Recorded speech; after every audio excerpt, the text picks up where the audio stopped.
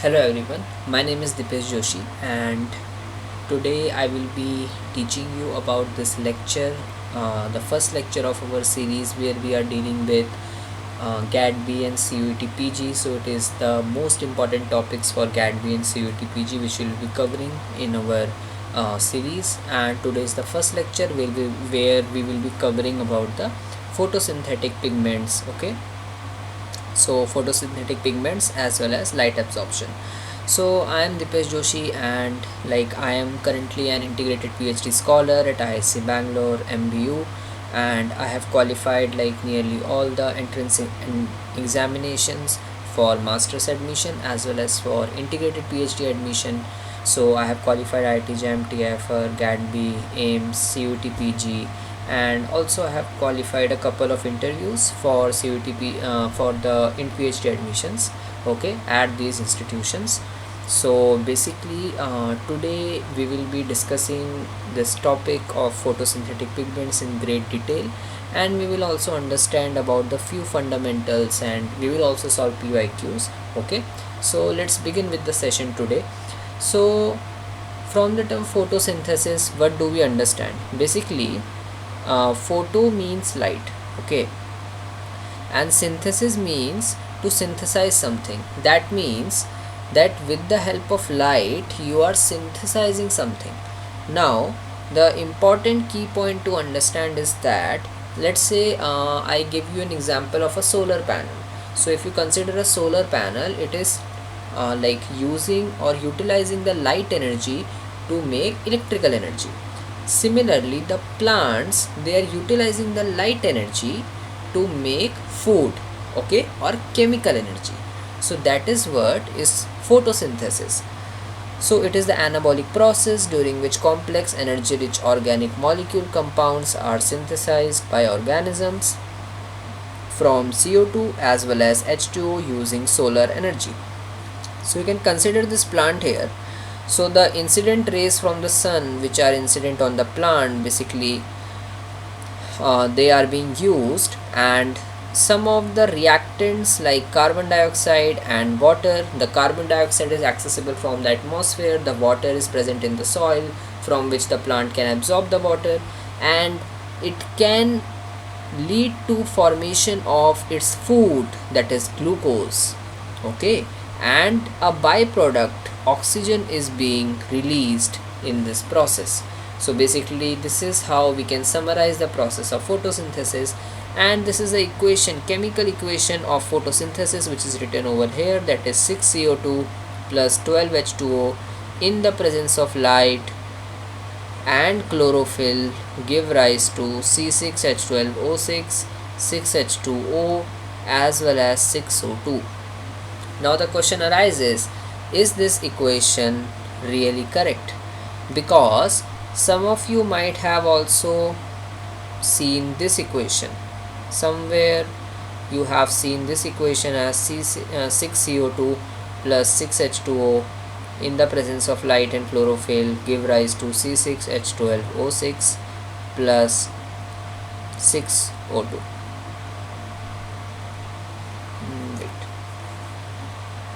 Plus 6O2. So I think you might have seen this equation as well. So what is the primary difference between these two equations? You can say that, sir, simply if you move the 6H2O here, this is the net equation. So why and what is the need to write the equation in this format and not in this format? So numerically both equations are correct, but logically this is the more relevant equation as compared to this equation. Now what can be the reason behind that? So that reason we will find in our upcoming lectures, that why this equation is not correct and why this equation is correct when we have to represent photosynthesis. Okay, so this thing we will be discussing. Now the photosynthesis, it can mainly be divided into two reactions, light reaction and dark reaction. So as the name suggests, it doesn't mean that the light reaction, it is happening only in the presence of light, and the dark reaction that is there, that is happening in the night. So if you have this kind of thinking, then it is completely wrong.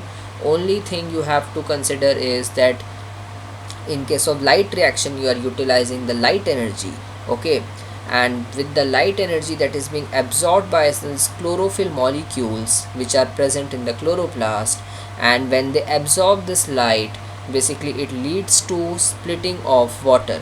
So this water, it is getting splitted, and when it splits, it releases, like if two water molecules are being broken, they release your H positive, that is your protons, as well as it leads to like release of oxygen, okay, and it leads to basically the release of all these things as well as the 4 electrons, okay. So this is how the water splitting occurs, and when water is being splitted, then in the presence of ATP or NADPH, like these are the compounds which are synthesized during this light reaction, and they act as the reactants which are fed into the dark reaction, that is the Kelvin cycle. So in the Kelvin cycle, it is utilizing CO2 and these products of light reaction to finally synthesize the food of the plant, that is the glucose C6H12O6, okay, and the products which are formed in this Kelvin cycle, ADP and NADP, they are again fed into the light reaction, and this is a cyclic process, it happens, okay. So basically the light reaction that happens in the thylakoid membrane, this is something you should know, and the dark reaction basically happens in your stroma. So what is thylakoid membrane, what is stroma? So let us see. So this is the structure of the chloroplast. So this structure consists of your inner membrane, it consists of your outer membrane, and it also consists of an intermembranous space, okay, the space between the inner and the outer membrane. Now you have these starch granules which are present over here. You have something called as a chloroplast DNA. So chloroplast consists of its own DNA, similar to mitochondria. What is the reason? So there are some theories like endosymbiont theory and all these theories which explain this reason, but today we have to focus more on the dynamics of the light reaction, okay, and the components. So basically you have these coin like structures which are called as thylakoids, okay, and the stack of the thylakoids, they are called as the granum, okay. So single stack is granum and all the stacks will be called as grana, okay. Now you have these lamellae which connects these two stacks, okay, the ribosomes, the empty space that is present between the thylakoid and the inner membrane, that is stroma, okay. So these are all the major components of the chloroplast. Now the outer membrane of chloroplast, what are the characteristic of these structures? The outer membrane is highly permeable. What does it mean that it is highly permeable? It means that it allows vast majority of molecules to pass through it due to the presence of porins. Due to the presence of porins, okay. Porins are these channels which allows the molecules to pass. Now you have the inner membrane, okay. Now you have the inner membrane. In the inner membrane, it is selectively permeable. Selectively permeable means it allows only some of the molecules to pass through it because porins are absent. Porins are absent, okay. The next thing is thylakoid membrane. It is again selectively permeable and it is the site of first phase of photosynthesis, that is the light reaction. Very very important. What is the site of the light reaction? That is thylakoid membrane. Thylakoid membrane, it consists of photosystem 1, 2, electron carrier, ATP synthase, photosynthetic pigments. All these things are present in the thylakoid membrane. What are these? We will see in detail, don't worry. Then you have this grana, that is the stack of thylakoid disc. Now, as you have noticed in the diagram, the thylakoids can again be divided into two types, into two categories. One can be the stromal thylakoids. What does it mean by stromal thylakoids? So those thylakoids which are exposed to the stroma. Let me mark for you. So if you can see this red color, the top thylakoid, if you can see, this thylakoid is exposed to the stroma, so it is being called as stromal thylakoid. And it is like and the thylakoid which is present in the middle like this, that is being sandwiched by the neighboring thylakoids, so that is called appressed thylakoid membrane. Okay, that is called appressed thylakoid membrane, and those thylakoids are called non-stromal thylakoids because they are not fully exposed to the outer stroma. Okay, so you can have stromal thylakoids, you can have non-stromal thylakoids. Okay, and the stromal thylakoids can also be called as non-appressed thylakoid membranes. So these stromal thylakoids, they contains PS1, ATP synthase. Appressed thylakoid membranes or the non-stromal thylakoids, they consist of PS2 and LHC2, that is light harvesting complex 2. What is LHC2 and all this we will see. Now, photosynthesis occurs in the visible spectrum range. Okay, what does it mean? That photosynthesis, it occurs in the visible spectra. So the spectra, it generally consists of your different light wavelengths, so which I am writing over here. But before that, I want you to get through a important physics concept, that is the energy that you write. So according to quantum physics, it says that light is made up of small quanta of molecules. Okay, and these molecules are called as photons. So the energy of each photon can be represented by a formula, that is E equal to h nu, where h is the Planck's constant, mu is frequency, E is energy. So since h is a constant, E can be said to be directly proportional to frequency. Similarly, E can also be written as hc upon lambda, and c speed of light, both of them are constant, so E is inversely proportional to lambda, that is the wavelength. Then from these two you can say that frequency is inversely proportional to wavelength. So this is what we can conclude. Now, as you move from top to bottom, you have to learn this sequence RMI VUXG. Repeat with me, RMI VUXG. So if you learn this, then from top to bottom frequency increases, and frequency is directly proportional to energy, so it is also increases, and lambda decreases. So this is what you should be aware of. Now, this visible light that is present over here, this can again be said to be as said to be written as in this way, that is wait,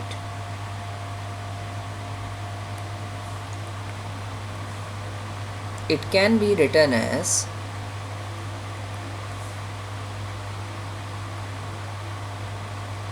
like this. So in this order, what is happening is that here if you are going, then the wavelength is decreasing, again the frequency is increasing, and energy is increasing. So red has the highest wavelength or the longest wavelength. Okay, and this violet that you have, that has the highest energy and lowest wavelength. So this is the important concept you need to know. And in Vibgyor, this violet, it basically starts at 400 nanometers, and this red, it starts at around 700 nanometers. So this is something that you should be aware of. Now if we consider so this is the same thing that we have shown over here.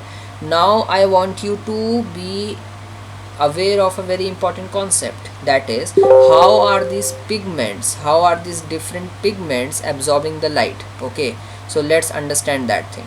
So basically what happens is, first thing that you have is a main pigment that is sitting on the top. Okay, and you have some other pigments which are present, okay, in the thylakoid membrane. So basically what is the main concept is that as soon as the pigment is absorbing the light, it is going to excited state, and since it is now at excited state, and according to the nature, things wants to be like you can say stable. So to be stable, it has to get back to the ground state, that is a lower energy state, and when it is going back to the ground state, it will release some energy, and that energy that will be dissipated or that will be released, that will cause a decrease in energy. And if energy is decreasing, then that light that is being dissipated, that will have a higher wavelength. So another pigment molecule can only absorb that light if it is able to absorb at a higher wavelength than the preceding pigment molecule. So for example, if I am giving you a light of 400 nanometers and this pigment was able to absorb at 400, it will absorb. But if it will emit, let's say it has two choices, one is 500 nanometers and another one has 300 nanometers. So this pigment can absorb at 500, this pigment can absorb at 300. So this will pass on the light to the 500 one and not to the 300 one, because it has like moved to excited state. When it is coming back, it is releasing energy. So if energy is decreasing, energy is inversely proportional to wavelength, and higher wavelength will be now transmitted. So now if this has 500, this will be more, it will be like 510, then this can be 520, and similarly this can be 580. Okay, and similarly if you have here something you called as a 600, then you have something as 610, 620, and finally you are transmitting to the king of all these, which is absorbing at 680 nanometers. So what is this? What is this that is absorbing at 680 nanometers? This is something that you called as a reaction center. This is the reaction center which is responsible for the overall reaction that is happening over here. And this reaction center in higher plants, this is nothing but chlorophyll A. This is nothing but chlorophyll A. So the reaction center is always at the lowest energy, or you can say this is always at the highest wavelength. So this is the most important concept you should understand with the absorption of the light by these pigment molecules and the transmittance of light, that it can only transmit to the molecule that can absorb at higher wavelength compared to the preceding one. This is something you need to know. So now these reaction centers, these can be again of two types. One can be PS1, another one can be PS2. PS1, basically it absorbs at 700 nanometers, and this PS2 it absorbs at 680 nanometers. So this is something that you should remember. Okay, and these pigments which are transmitting light here and there, all these pigments, they are basically called as accessory pigments, or you can consider them as antenna molecules, or you can consider, like, you can name them basically. So if you want to name it, this is also called as light harvesting complex. And these pigments are basically your chlorophyll B, your carotenoids, okay, your xanthophylls. All these kinds of pigments, they form the light harvesting complex. Now what is the function of light harvesting complex, guys? Light harvesting complex protects the plant from photooxidation. That is, the light, excessive light energy can damage the pigments in plants, the reaction center. So basically it protects it from photooxidation, as well as it transmits the light to reaction center. Okay, so these are the two functions of the accessory pigments which are present. Okay, so if we want to summarize all these things, basically what is happening is that all these molecules, they are antenna molecules, they are transmitting the light to each other, always higher wavelength, and then finally to the reaction center. Now coming over to the types of plant pigments. Okay, so what are the different kinds of plant pigments which are present? Okay, so basically in principle, for the reaction center, if you are considering, you are having the chlorophyll A that is present in green plants, then bacteriochlorophyll A that is present in purple bacteria, and then chlorobiochlorophyll that is present in green sulfur bacteria.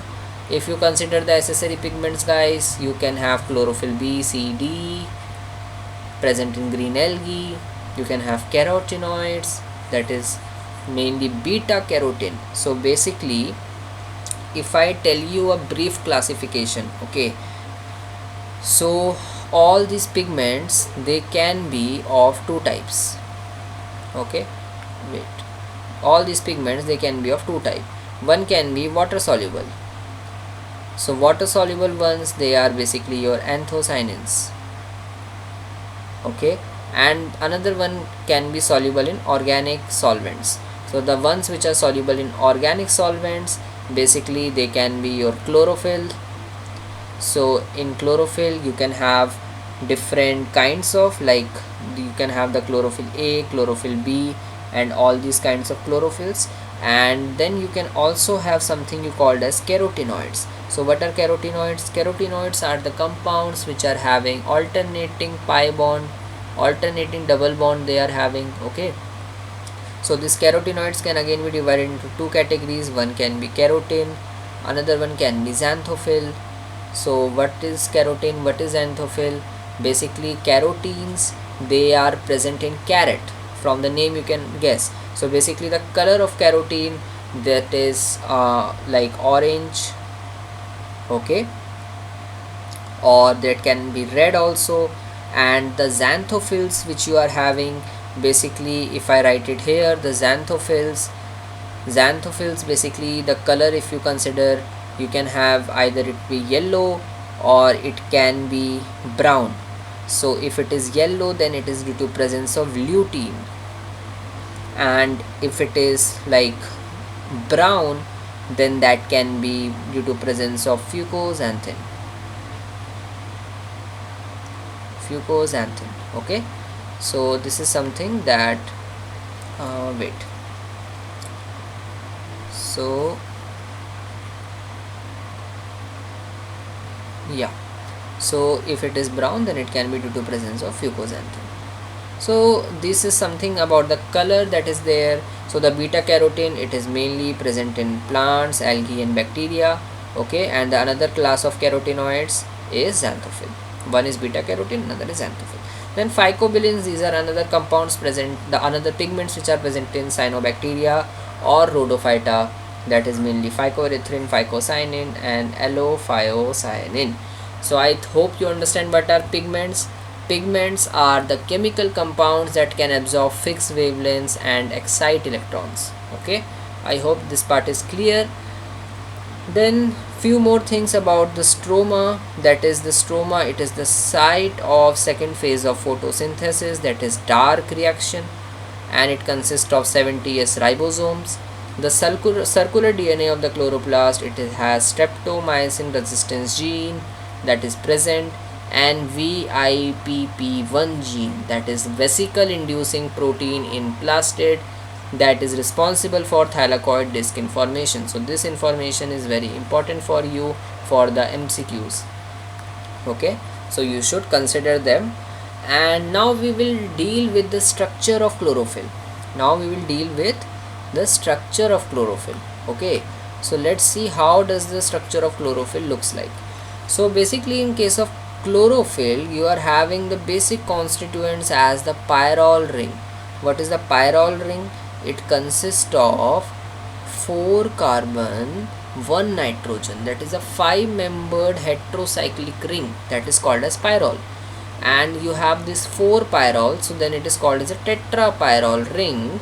And at the center you are having magnesium, very important. Which metal is present at the reaction center of chlorophyll A? That is magnesium, okay. So if porphyrin ring, so overall this tetrapyrrole ring, that is called as porphyrin, and it is responsible for absorption of light. And the one of the pyrrole ring is connected to the phytol tail.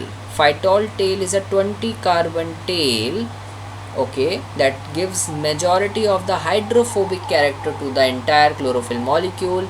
And if the porphyrin ring is there without any magnesium, then it is said to be as your pheophytin, okay. So if porphyrin ring doesn't consist of magnesium, then it will be pheophytin, and porphyrin is basically your tetrapyrrole ring. So it is the overall skeleton of the chlorophyll molecule. Now let's see in this chlorophyll what all are the majority of the different groups that are present in different chlorophylls. So basically, if you consider this chlorophyll A, you are having this phytol tail over here, that is a 20 carbon tail, and you are having this porphyrin ring. So the porphyrin ring was also present in case of hemoglobin, if you remember. And here you are having this magnesium as a central ion. Now the important thing to consider is that you are having this A, B, C, D. You are having 4 kinds of these pyrrole rings. And to the B ring, if you are having the methyl group, then it is what is you call as chlorophyll A. But if the methyl group can be substituted by aldehyde, then it will be said to be as your chlorophyll B. And if that group on the ring A, which was your this group CH2CH, if it is substituted with CH3C double bond O, that is the acetyl group, if it is having mainly, okay, and in case of the B ring, if the double bond is reduced and you are having a CH3 and H, then it is bacteriochlorophyll A. So that is how you can identify chlorophyll B, bacteriochlorophyll A, and chlorophyll A. Now if we talk about carotenoids, so as I told that these carotenoids, they consist of alternating double bond, alternating pi bond they are having, okay. So one example is the beta carotene, okay. And the bilin pigments, okay, these are having basically your pyrrole rings only, but the linear arrangement of pyrrole rings,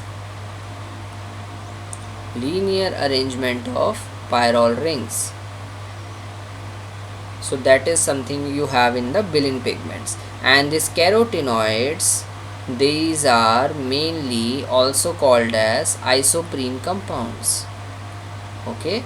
These are also called as isoprene compounds. Now one question that can arise, the probability is less, but let's not ignore it, that what is the precursor molecule for chlorophyll A? That the answer is amino labulinic acid, that is ALA. This ALA is responsible for making the chlorophyll A, okay. So basically, with the help of this enzyme protochlorophyll oxidoreductase, the immediate precursor to chlorophyll A, that is protochlorophyll A, okay, and that is converted into chlorophyll A.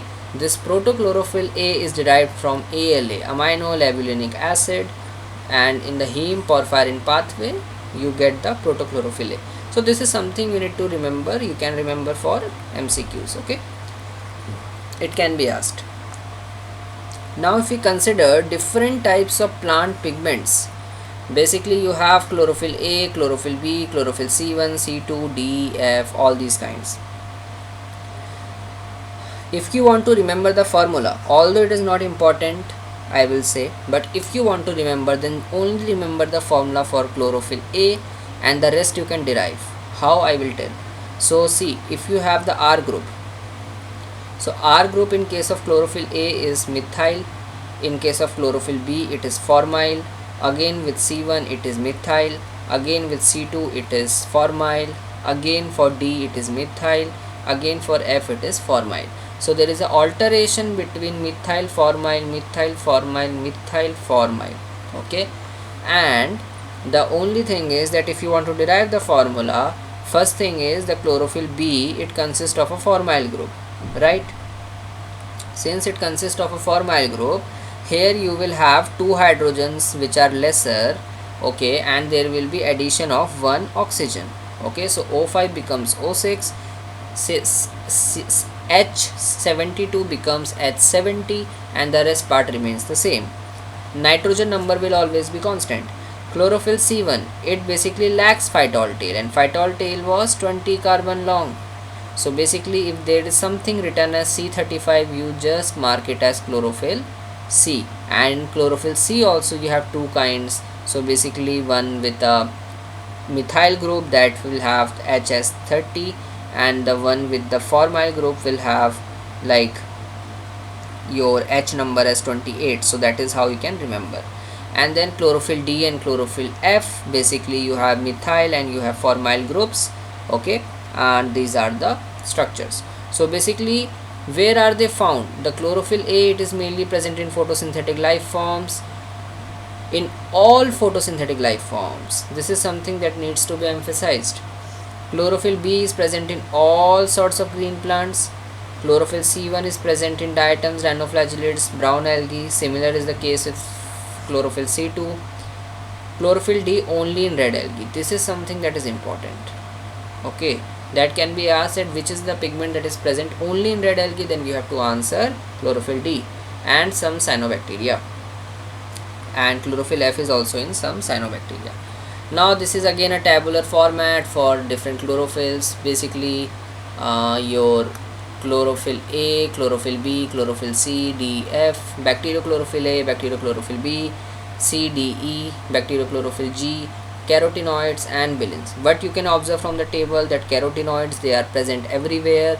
Okay, and your bacteriochlorophylls, basically they are limited. So bacteriochlorophyll B, it is only present in case of purple bacteria, and chlorophyll A is with purple, green, sulfur and filamentous and oxygenic bacteria, and these chlorophyll A, they are present in all higher plants and your algae. Okay, so I have summarized this table for you. It will be easy for you to remember. Okay, you have to learn this, that which of these pigments are found where. So basically if you talk about chlorophyll A, that is universal. Chlorophyll B, that has plants, green algae, prochlorophytes. Chlorophyll C, it is found in diatoms and brown algae. Chlorophyll DF, they are found in red algae and some cyanobacteria. Bacteriochlorophyll only found in bacteria. Bilins, cyanobacteria and red algae. Carotenoids found everywhere. So chlorophyll A and carotenoids, basically these are somewhat universal. Now let's solve a question based on the information that we have studied so far. The question is that in plants the energy of sunlight is first absorbed by the pigment present in the leaf cells, followed by fixation of carbon through photosynthesis, that is the dark reaction. Okay, and the first one is the light reaction. Consider the following statements. Chlorophyll A and B are abundant in green plants. Is it correct? Yes, it is absolutely correct. We have seen in the table. Chlorophyll C and D are found in some protist and cyanobacteria. Absolutely correct. We have just seen in the table. Out of different types of bacteriochlorophyll, type A is the most widely distributed. Correct. Out of different type of bacteriochlorophyll, type B is the most widely distributed. Absolutely wrong. The correct option will be A, B and C. Why? Because bacteriochlorophyll B is only limited to purple sulfur bacteria. That is something which I emphasized on. And bacteriochlorophyll A, it is present in nearly 3 kinds of organisms. You can see that is purple bacteria, green sulfur bacteria and filamentous and oxygenic phototropes. So that means that bacteriochlorophyll B is not that much widespread. So that is wrong option. Coming over to the absorption peaks for all these chlorophylls. Chlorophyll A has absorption peak at 449 nanometer and 660 nanometers. This is the blue range, this is the red range, so it absorbs in the blue red region. Chlorophyll B, it has in 453 nanometers, 642 nanometers. Carotenoids, basically it is having for 440 and 470, so it is nearby. So the peak is also something like this that I will show. And then for bacteriochlorophyll also you can remember 358 and 772 nanometers. So in a nutshell, if you want to remember this whole thing, I can help you. You just write VibGure in your copies. Just do me a favor, write VibGure in your copies and then make this kind of thing, that blue this blue green region that is representing the chlorophyll A, and then if you are considering the green yellow region, basically this represents chlorophyll B, and if you consider only yellow, then that represents your xanthophyll. Okay, and if you consider this yellow orange region, that represents your carotenoids. So that is how it will be helpful for you in exam. Now, what is action spectrum and what is absorption spectrum? So this is a question that most of the people are like unable to answer and they don't know the difference. So the main difference is that action, the word action, you can consider the action word represent that something is getting synthesized, something is happening. So that means that oxygen is being released over here at a good amount. And if oxygen is getting released, that means on the y-axis, if I plot the rate of photosynthesis, that is measured by the amount of oxygen released, and on the x-axis, if I plot a graph of the wavelength, then I can see that at the blue regions, that is a lesser wavelength, and at red regions, that is at higher wavelength, I am getting something you call as a large peaks. That means that the oxygen is produced more at blue and red region. So now scientists think that does it have any correlation with the absorption spectrum? So what is absorption spectrum? The amount of light energy absorbed by a substance that is being measured by it. So in the y-axis you are having the absorption of light by chloroplast pigments, and here you are having different sorts of pigments. So you can see on the x-axis you have the wavelength, then if it is blue region, it is red region. You can see that the first curve here is chlorophyll A, second curve here is chlorophyll B, and the third curve over here is carotenoids. Okay, now so does it corresponds to that Vibgyor that I wrote? What I wrote in Vibgyor, that for the majority of the blue region you are having chlorophyll A, then for the green yellow region you are having chlorophyll B, and then for the only if you consider this carotenoids and all these, then you are having this region. Okay, so that is how you can remember. And you can also remember that the first peak that is appearing over here, that is for chlorophyll A, then for chlorophyll B, and then for carotenoids. Now the question arises that does these two have a correlation? So when we overlaid both the curves, okay, when we overlaid both the curves, what we got is that if wavelength is here and light absorbed is here, then you are getting in the blue region and in the red region the action and absorption spectra, they overlap very well. Only thing is in between the blue and the red wavelengths, that is at this particular area region, basically your absorption is minimal. Absorption is minimal, but action is still better. Action spectrum, if you analyze from the graph, it is still better. Why? That is because this is because of the accessory pigments. Because like when the chlorophyll A, so all this action spectrum and everything that I have displayed over here, that is for chlorophyll A, okay, for the reaction center. So because in the blue and red region the chlorophyll A is functioning very well, it is able to like absorb light, it is able to produce oxygen, and that correlates very well. But the thing is, when in between wavelengths like 500 to like somewhat around 500 to 550 or something like that, in that wavelength range chlorophyll A is not absorbing. The thing is that the accessory pigments, they are absorbing light, and that is leading to some action, that is leading to some oxygen production. That's why the action spectrum curve is still having some of the oxygen production, and that is why it is upwards as compared to the absorption spectrum. Okay, so I think action and absorption spectrum are crystal clear to you. If it is so, then we can again see this graph where you have UV, violet, blue, green, yellow, orange. You can see over here that chlorophyll A, this is the peak for chlorophyll A, this is the peak for chlorophyll B, okay, and then you are having for bacteriochlorophyll A, it is in the infrared region. This is something that is important to note, okay. And if you are well versed with this, now we can solve a question that the figure displays absorption spectrum of chlorophylls and carotenoids over a range of wavelengths.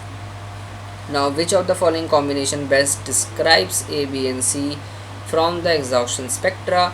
So for the A part, that is represented over here, you are having the chlorophyll A. For the B part you are having chlorophyll B. For the C you are having carotenoids. So the correct option is option number 1. That is what we have seen in the previous graph. Now like before we move on to the PYQs, I just want to revise the concept, okay. So what I will do is I will just add a slide over here. Okay,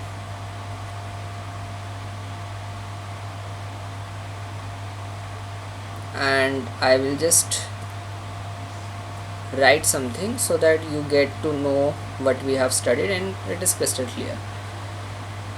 So basically in the entire chloroplasts you have a pigment that is something you call as a reaction center, that is nothing but chlorophyll A.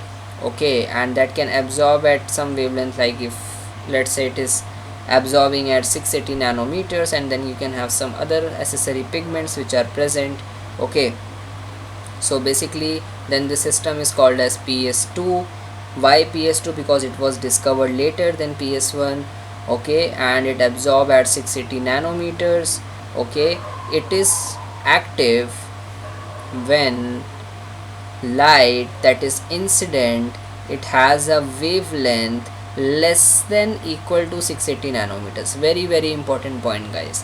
Okay, and it is present on granule thylakoids. Okay, so that is present in granule thylakoids. The second thing that you can consider over here is another reaction center which absorbs at 700. Again, it is nothing but chlorophyll A and the accessory pigments. So it is named as PS1, absorbs at 700 nanometers. It is active when the wavelength is what? When the wavelength is less than equal to 700 nanometers, and it is present in both stromal plus granule thylakoids. So what do I mean by this? That if this is a thylakoid, okay, then what you need to know is that since in the thylakoids you are having both of them, you are having like PS1 also, okay, and PS2 also. Okay, so in granule you are having PS1 and PS2, but if you consider the stromal thylakoids which are present, in stromal thylakoids you only have your PS1. This is something that is important.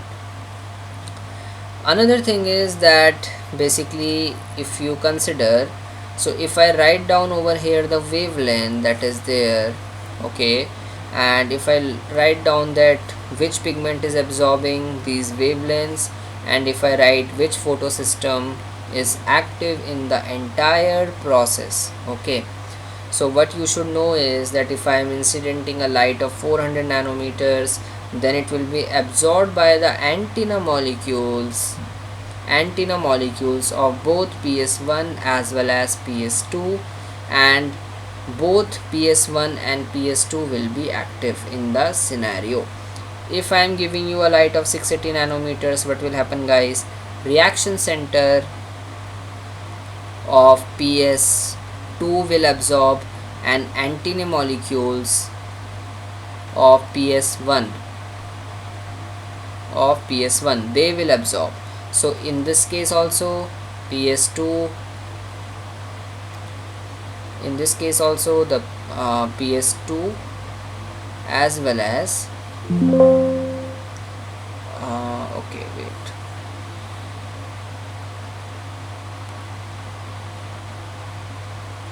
yeah, in this case also the PS2 as well as the PS1 they will be active. If I am giving you a light of 701 nanometer, none of them will absorb. Why, guys? Because the maximum absorption can happen for PS1, that too at 700 nanometers. If you are providing more than that, none of the antenna molecules, none of the reaction center is capable of absorbing that. So that is the whole concept behind this thing. Okay, so I hope this part is clear to you. If this is clear, then we can solve some questions, some PYQs. Which of the following cell organelle, okay, is regarded as semi-autonomous? What do you mean by semi-autonomous? Something which has its own DNA, something which can replicate on its own, and that is not fully independent, that is semi-autonomous. That means it requires proteins which are synthesized by the cell for its development and everything, but it can replicate on its own and divide on its own. So something like that is nothing but your chloroplast and mitochondria. That is not an option, so answer is chloroplast. So the correct option to this CUET-PG numerical, so not numerical, the PYQ is this is chloroplast. Second question is, the pigment involved in eukaryotic photosynthesis include the chlorophylls and carotenoids, which are packed in. So where they are packed? In stroma, in thylakoid, lamellae or outer membrane. So the answer is thylakoid. Why thylakoid? As I told you that on the thylakoid membrane, these carotenoids, accessory pigments as well as the chlorophyll, they are present. Okay, these are membrane bound structures. So basically the answer is second option in this case. So this was the CUET-PG 2023 numerical. Then not numerical, the PYQ, sorry. Which one of the following is not a characteristic property of carotenoids? So carotenoids, like, you have to tell about the properties. So basically they possess complex porphyrin ring. Is it true, guys? No, we have seen the structure. It doesn't have porphyrin ring. It consists of alternating double bond. It is a isoprene structure. Okay, so that is wrong. These are integral constituent of thylakoid membrane. Correct. Okay, they are also called accessory pigments. Correct. They protect plants from damage caused by light. That is photoprotection. Correct. So correct option over here is 1. That is the wrong statement. Okay, so that becomes the correct option because the question was not a characteristic. Okay, that was the question. So yeah, so we have completed today's lecture. I hope this whole lecture was helpful to you for this concept of plant pigments, and we have also solved CUET-PG GAT-B questions. So basically stay tuned for the upcoming lectures, and we will also answer this question that I have asked in the starting of the session, that is this equation correct or this equation correct. So we will answer that very soon, guys. Thank you for watching the lecture. Thank you so much.